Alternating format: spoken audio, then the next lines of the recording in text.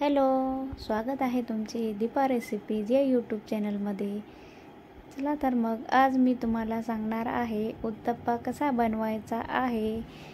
बघू शकता तुम्ही किती छान झालेला आहे उत्तप्पा। मी डोसा केला होता त्याच्यातल्या त्याच पिठाचा मी उत्तप्पाही करून दाखवला आहे तुम्हाला। तुम्ही बघू शकता खालूनही खूप छान कलर आलेला आहे, एकदम ब्राऊन भाजलेला आहे। तुम्ही इडली चटणीसोबत तुम्ही हे खाऊ शकता, खूप सुंदर झालेला आहे। चला तर मग आता मी कसा बनवायचा आहे ते सांगणार आहे। मी मागच्या व्हिडिओमध्ये डोसा बनवला होता, त्याचेच पीठ थोडेसे मी उत्तप्प्यासाठी काढले होते। चला तर मग आता मी सांगते। थोडे कोथिंबीर, 1 ते 2 हिरवी मिरची, टोमॅटो, कांदा हे बारीक छान असे कट करून घ्या। आपल्याला उत्तप्प्यावर टाकायचे आहे।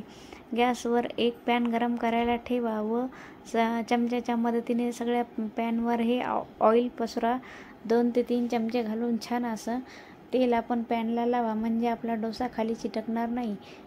तुम्ही बघू शकता आता चमच्याने मी हे डोश्याचं पीठ घालत आहे। 2 किंवा 1 चमचाही घातलं तरी चालते। मी 1 चमचाच घातलेला आहे। उत्तप्पा थोडासा जाडसरच ठेवायचा असतो आणि तुम्ही बघू शकता बबल्स किती छान झालेले आहेत।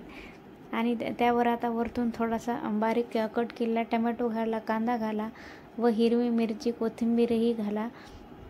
आणि तुम्हाला जर मसाला घालायचा असेल तर तुम्ही यामध्ये मसाले, चीज घालू शकतात। मी यामध्ये मसाला नाही घातलेला आहे। तुम्ही बघू शकता खूप सुंदर झालेला आहे। मी डोसा बनवला होता का त्याचंच थोडंसं बॅटर उरलं होतं, तर त्यातच मी उत्तप्पा करून दाखवलेला आहे। व वरतून आता तेल सोडा आणि दोन्ही बाजूने छान असा खरपूस भाजून घ्या। तुम्ही बघू शकता आता मी हे पलटून टाकत आहे। वाव, खालून बघू शकता किती सुंदर असा ब्राऊन भाजलेला आहे।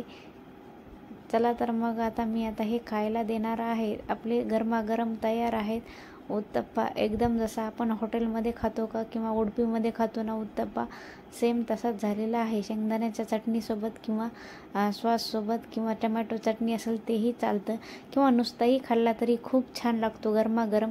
बघू शकता एकदम असा मऊ लुसलुसीत व स्पॉन्जी झालेला आहे, कडक झालेला नाही आहे। खूप छान झालेला आहे। आवडल्यास नक्की लाईक, शेअर आणि सबस्क्राईब करायला विसरू नका। जर तुम्हाला अजून व्हिडिओ पाहायचे असेल तर माझ्या डिस्क्रिप्शन बॉक्समध्ये मी लिंक दिलेले आहे, तुम्ही जाऊन बघू शकता। वर कुरकुरीत डोसा कसा बनवायचा आहे त्याचा मी व्हिडिओ टाकलेला आहे, तुम्ही जाऊन बघा।